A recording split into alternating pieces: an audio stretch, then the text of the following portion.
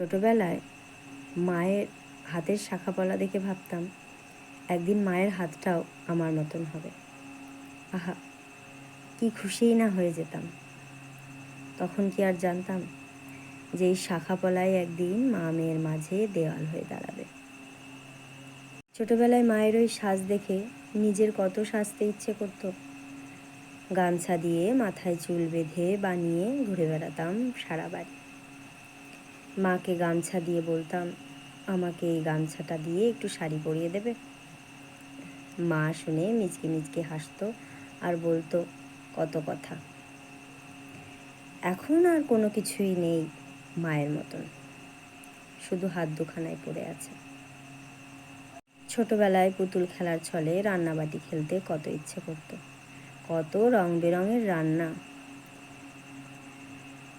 গাছের থেকে পাতা তুলে নিয়ে হাঁড়িতে উনুন ছোট মাটির ছোট্ট উনুন বানিয়ে গাছের থেকে পাতা তুলে নিয়ে কত ধরনের রান্না করে মাকে বলতাম, তুমি একবার খাও মা।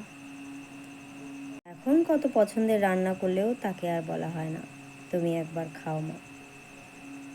সব কিছুই পাল্টে গেছে, শুধু পড়ে আছে পুরনো স্মৃতিগুলো। এখন কাউকে মা বলে ডাকলে অন্য একটা গলা সাড়া দেয়।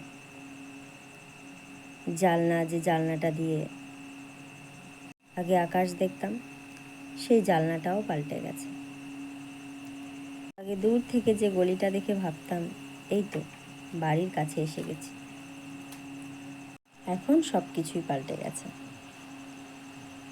কত কিছুই তো ফেলে এসেছি, কত স্মৃতি, অগোছালো জীবন। সব মনে পড়ে একটা পুরনো পুতুল, যার মাথায় চুল ছিল না।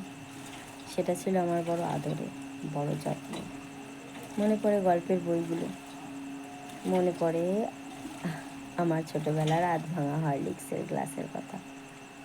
সে সবই রয়েছে স্মৃতি হয়ে। সামান্য চুড়ি, কাচের পুতুল, কানের দুল, নিজের সাজের জিনিস, আরও যে কত কি তার তো ঠিক নেই। প্রত্যেকটা মেয়েরই হয়তো সেজে সেজে সংসার করতে করতে জীবনটা একদিন এভাবেই কেটে যায়। সে তার কিশোরী ভুলে যায়। প্রতিটা মেয়ের আবেগ, মায়া, মমতা সব কিছু একটা স্মৃতি হয়ে রয়ে যায় নিজের মনের মধ্যে অজান্তে।